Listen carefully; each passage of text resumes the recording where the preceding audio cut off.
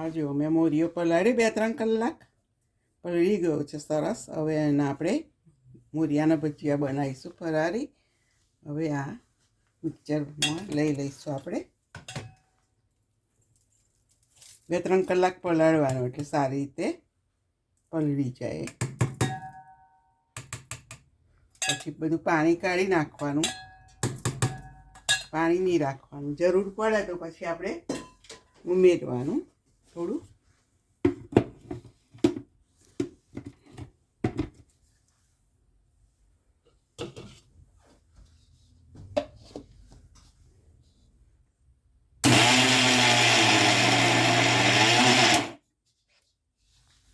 આપણે આમાં 2 ચમચી દહીં છે તે ઉમેરી દઈશું.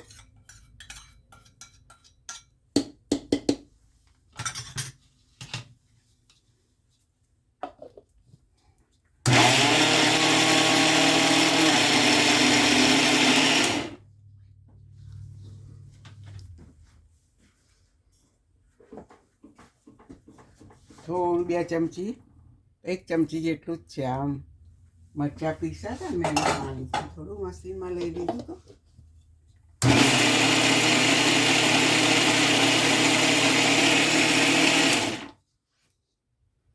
સરસ મિક્સ થઈ ગયું છે. હવે આ છે ને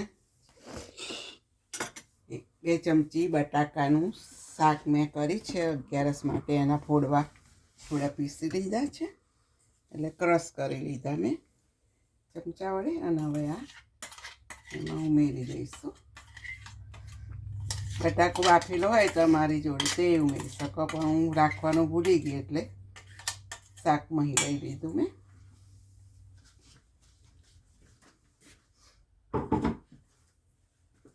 આપણે એમાં સ્વાદ મુજબ મીઠું ઉમેરીશું. પછી આ મરચાં પીસ્યા છે મેં. તમારું જે રીતે તીખું જોઈએ એ રીતે લેવાના.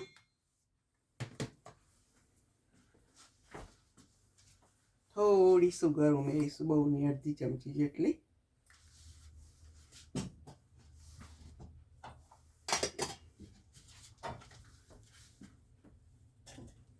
હવે આ ધાણા મેં સમાર્યા છે. તમે ધાણા ખાતા હોય તો ઉમેરવાના, ના ખાતા હોય તો જેટલા વધારે ઉમેરશું એટલું સરસ થશે.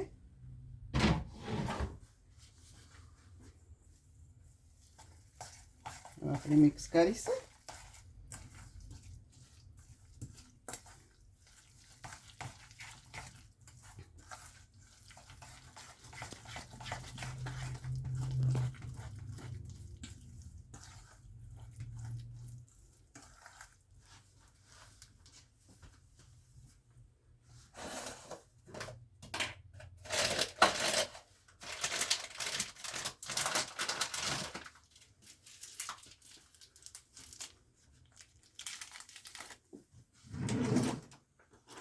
હવે 2 ચપટી જેટલું બેકિંગ સોડા આપણે ઉમેરીશું. ટાટાનો છે જો, વધારે ના પડી જાય, ધ્યાન રાખવાનું.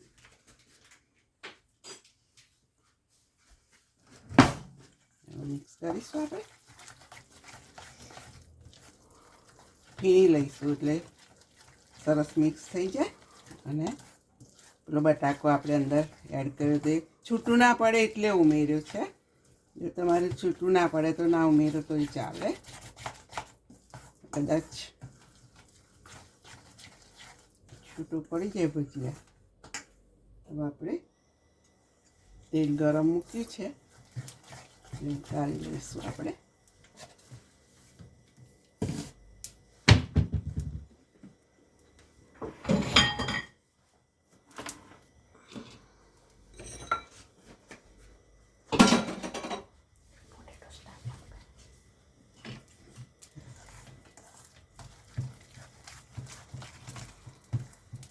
સરસ મિક્સ થઈ ગયું છે. આપણે તેલ થયું નથી, થોડુંક થવા દઈએ આપણે.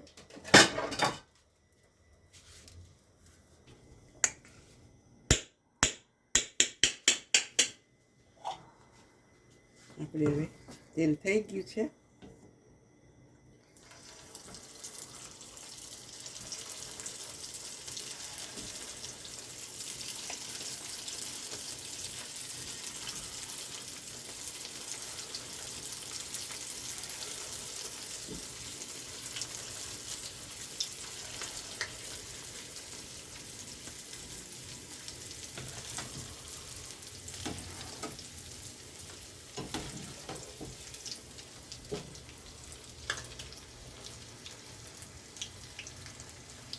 ગરમ ગરમ સરસ થાય છે ભજીયા.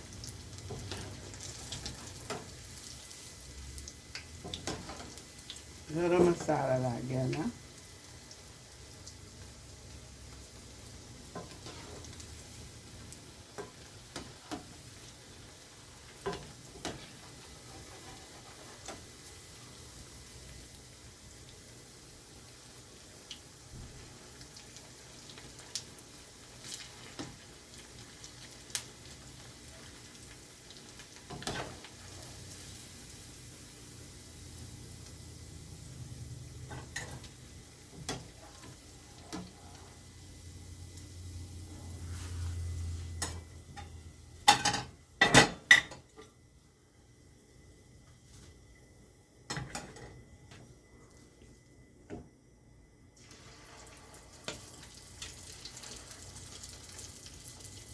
મોરિયો થોડો પલળવો જોઈએ,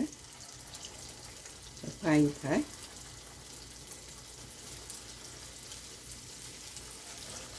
સવાર કરવા હોય તો રાતે પલાળી સૂઈ જાવ તો ચાલે, વધારે પલળે તો વાંધો ના આવે.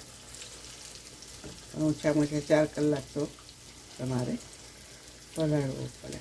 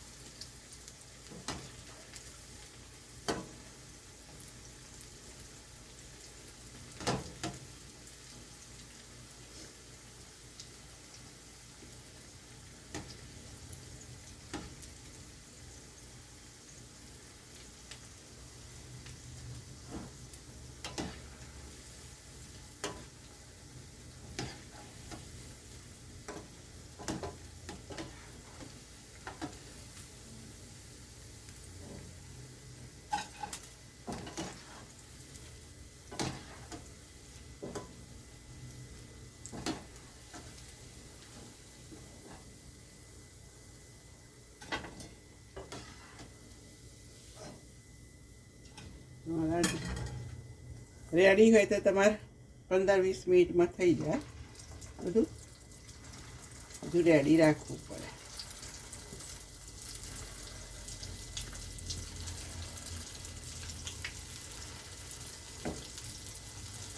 આ વસ્તુ થોડી તીખી હોય ને તો સારું લાગે.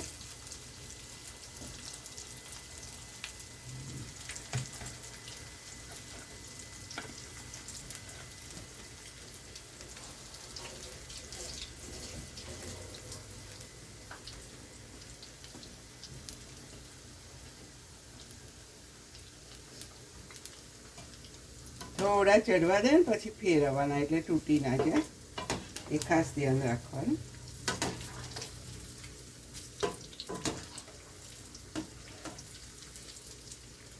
પછી મૂક્યા તરત ફેરવી કાઢો તો તૂટી જાય.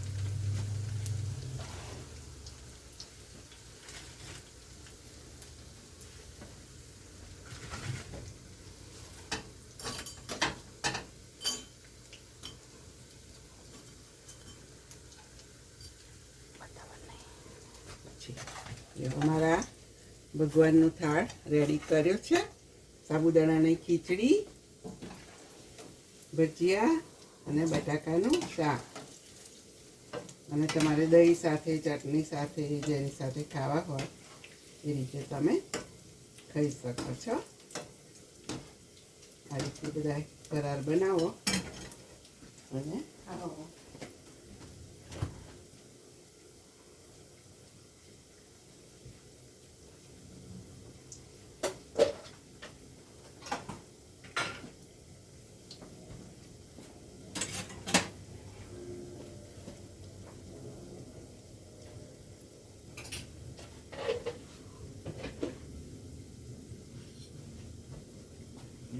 ભગવાનનો થાળ રેડી છે.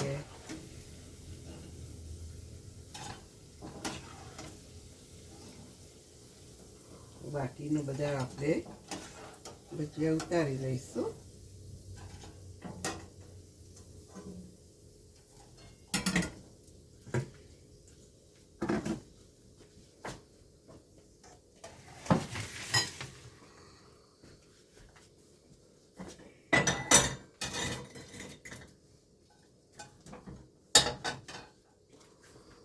મારા ભજીયા રેડી છે. આવી રીતે બધા બનાવો, સરસ ક્રિસ્પી થાય છે. જો ફાઇન થાય છે. આ રીતે બધા બનાવો અને મારી રેસીપી ગમી હોય તો લાઈક કરો, શેર કરો, સબસ્ક્રાઈબ કરો અને બધા બનાવો. C you next video.